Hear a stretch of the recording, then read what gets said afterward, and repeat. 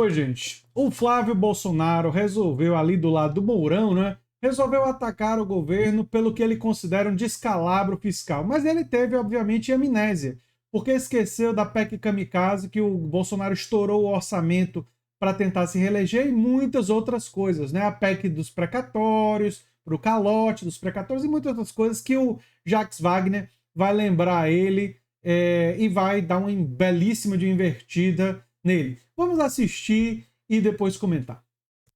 O governo manda um projetinho pra cá pra reduzir a despesa. É só pau no lombo do contribuinte. É o governo do imposto, ministro Tachad. Tem a pena do povo. Por que não corta a despesa pra honrar os compromissos que assumiu com o poder legislativo, com os poderes? Aumentando despesa desse jeito, aumentando a arrecadação à base de aumento de imposto, sem reduzir despesa, o Brasil não tem jeito. Com esse governo, o Brasil não tem jeito. Se Lula administrar o deserto, senador Eduardo Gomes, a área acaba em 4 anos. Agora que fechamos o mês de março, estamos acabando de fechar abril, mas no mês de março, a receita real cresceu 8,4% em relação a 2023. Eu não estou falando ela bruta, eu estou falando ela real, ou seja, sobre a inflação. Então, eu ouvi colegas dizerem aqui que desse jeito a receita não cresce. A receita cresceu 8,3%. Então, além disso, eu queria dizer que muitas coisas que nós tivemos que pagar, e não poderia ser de outro feito, de outra maneira, foram as questões que também foram deixadas por governos ou o governo passado. De precatórios, se não me engano, foi 93 bi, e de passivo do ICMS pelo episódio da gasolina, por determinação do Supremo, o governo federal teve que tirar do cofre público 27 bi.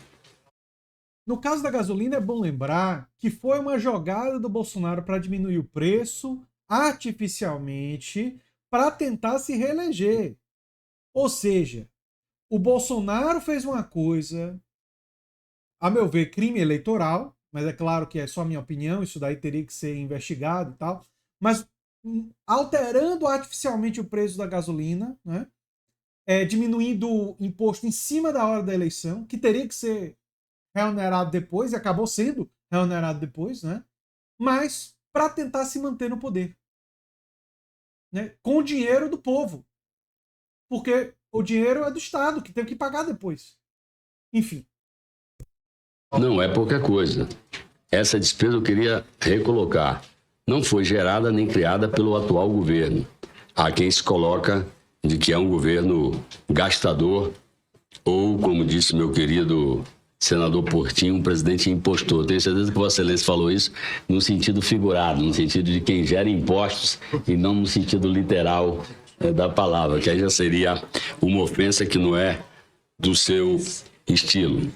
Depois eu ouço alguns colegas dizer que com 1 ano e 3 meses o arcabouço fiscal aprovado já não está sendo respeitado. É só para dizer que eu considero o arcabouço fiscal uma sistemática muito mais flexível e, por isso, muito mais inteligente, porque a economia não é rígida do que o que nós tínhamos antes. E reparei, eu sempre digo que quem foi executivo não pode ir para oposição como quem nunca foi executivo. Estou falando porque tento ter esse comportamento. Então, quantas vezes foram furados o chamado teto de gastos? Eu não vou contar porque eu sequer sei quantas vezes. Se estabeleceu uma coisa rígida, a economia não vive em coisa rígida, que ela é fruto da oscilação do mercado, da economia dentro e fora do país. Mas nós furamos inúmeras vezes o chamado teto, o nome era teto, daqui não passa. E passou inúmeras vezes. Até agora, o que se diz que se desrespeitou ao arcabouço fiscal foi o fato de que a gente faz a projeção anual da receita. E realmente está escrito lá que ao 2º bimestre deveria ser feita a aferição. E a aferição foi feita no 1º bimestre. Então não está se furando. Se usou 70% conforme está o arcabouço. Pode ter se furado na... Não, eu não estou discordando de Vossa Excelência. Eu só estou dizendo... Não, tudo bem, é um direito de Vossa Excelência. Eu só estou dizendo que não é uma violência no sentido perdulário da palavra. Nós apuramos... O temporal saiu de 4 para 2. Vossa Excelência está certo. Eu não vou negar isso. O que eu quero dizer é que não se violentou no sentido da economia, porque se viu o quanto cresceu e se utilizou 70% disso. Deu os 15,7% que se acha que fez. Agora, eu sou obrigado a dizer aqui entre colegas. Alguns que falaram não estão aqui. Quando se fala que o governo é gastador, eu creio que nós temos que fazer um exame de consciência, nós, deputados e senadores. O volume da progressão das emendas parlamentares é indescritível. E isso não começou agora. O orçamento secreto, condenado pelo Supremo Tribunal Federal, não começou agora. Pois é, se tem alguém que merece a alcunha de gastador de forma irresponsável, é o Congresso brasileiro.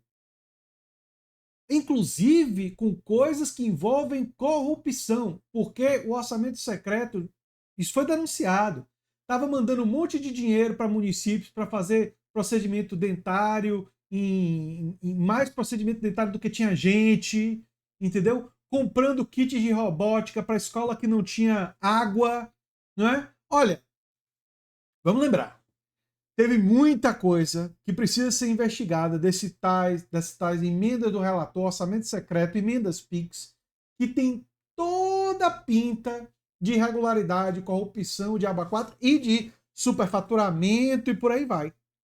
Isso foi feito por quem? Foi feito por um Congresso. O Congresso composto por quem? Deputados, em sua maioria, ou de direita, ou do chamado centrão, que na verdade é o direitão corrupto, né? É o fisiologismo, é o patrimonialismo do Estado brasileiro incrustado no Congresso. Enfim. Parte do problema que foi dito aqui por colegas, que não tem verba para a saúde, para a universidade, eu sou obrigado a dizer que realmente apertou. Apertou por quê?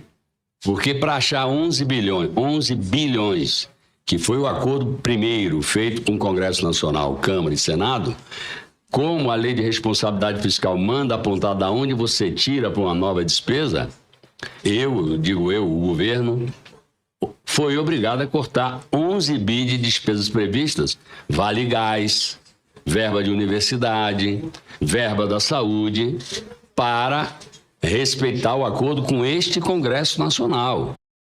Ou seja, o Congresso comeu 11 bi de investimento, de áreas ali de gastos sociais, de gasto na área social.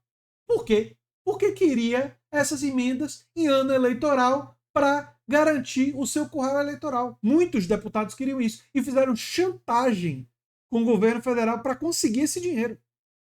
Chantagem. É bom lembrar. Ameaçaram, pauta bomba, criar problema e tal. E o governo teve que ceder, foi uma negociação, mas enfim. De 11 bi.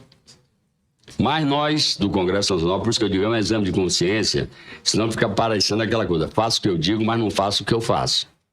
Todo mundo fala de responsabilidade fiscal, fala de redução de despesa. Porém, nós parlamentares, e eu me incluo, porque eu também recebo emenda parlamentar, não estou falando aqui para fora, estou falando aqui para dentro. Nós, parlamentares, não abrimos mão dos 11 bi e, achando pouco, botamos mais 5 bi e 600, que teve que raspar de mais lugar ainda. Repito, que a lei de responsabilidade fiscal diz que você tem que mostrar de onde sai o dinheiro. Pois é, excelente fala do Jacques Wagner e informativa, né? Importante para, inclusive, fazer as pessoas compreenderem, é importante vocês compartilharem esse vídeo, que se tem alguém que é gastador e com gastos muitas vezes difíceis de se explicar, é esse Congresso que está conseguindo o que antes era prerrogativa do Executivo, mas já tem muitos anos que o Congresso conseguiu dinheiro próprio, não é? Para emendas, e esse dinheiro, muitas vezes, gasto de forma irresponsável, com coisas que tem toda a pinta de terem elementos de corrupção. Sim.